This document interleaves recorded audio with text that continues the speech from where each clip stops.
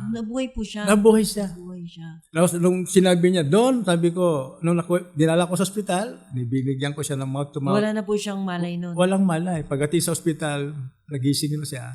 Doon. Kinabukasan, iba na si Brother Ador. Hindi pa ako pastor noon. Ano ninyo, pinaka breaking point ninyo na parang, Lord, ayoko na. Suko na ako. Lumalan ako doon. Tingin po ninyo sa lahat ng mga Christian, dumaraan din po sa mga ganyan. Yes. Lalo pag ikaw ay talaga, kasi pinili ka ng Panginoon eh. Gagawa siya ng paraan. Gagawa siya ng para ilagay ka, kumbaga sa tren, no? Pag na-discarrel ka, ilalagay ka pilit doon sa railway na maganda. Para magandang takbo muli. Kasi anak ka na ng Panginoon eh. Anak ka na. Mga kapatid, anak ka ng Panginoon. Di ba? Kahit ikaw ay dumaan sa ganung pagsubok, ilalagay ka pa rin kasi anak ka na.